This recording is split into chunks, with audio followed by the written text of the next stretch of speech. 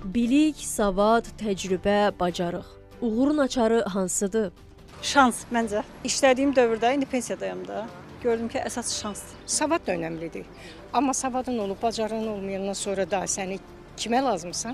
Məktəbdə pis oxuyan, daim 2 alan, arxa partalarda dərsi pozan, müəllimlərin ümid kəsmə üzrə olduğu bəzi şagirdlər illər sonra cəmiyyətin tanınan simalarına, uğurlu sahibkarlara, hətta yüksək vəzifəli şəxslərə çevrilir. Eyni sinifdə ən yaxşı qiymətləri alan, nümunəvi hesab olunan şagirdlər isə bəzən adi işlərlə kifayətlənir və gözlənilən uğurları qazana bilmir. Bu ziddiyyətli mənzərə illərlə cəmiyyətin ağlında sual yaradıb.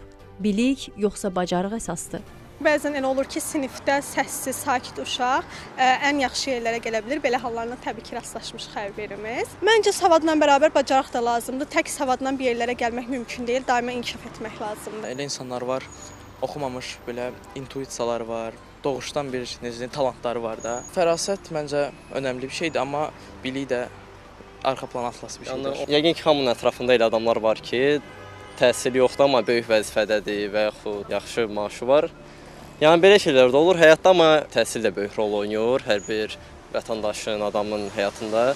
Azərbaycan dili və ədəbiyyat müəllimi Muradxan Hüseynov deyir ki, məktəbdəki qiymətlər insanın intellektual səviyyəsini tam şəkildə əks etdirmir. Belə ki, həyatdakı uğur yalnız akademik biliklə ölçülməməlidir. Özünü ifadə bacarığı, sosial çeviklik, risk etmə cəsarəti və yaradıcı yanaşma bir çox hallarda diplomdan daha çox şey yarayır.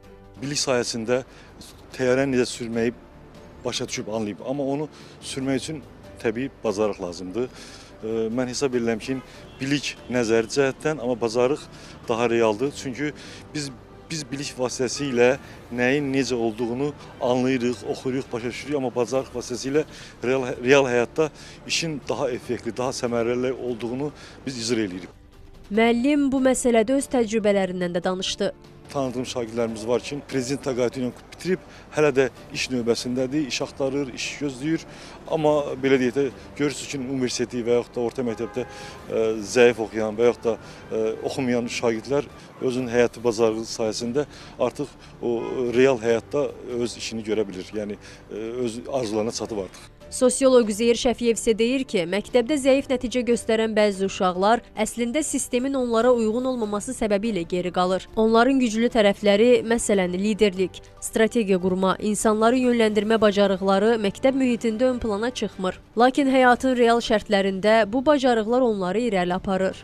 Əmək bazarı üçün təkcə sərt bacarıqlar yox, yəni ixtisasa bağlı bacarıqlar yox, həm də yumşaq bacarıqlar lazımdır. Ünsiyyət bacarığı, kommunikabellik, stressin idarə edilməsi kimi bacarıqlar və yaxud da ki,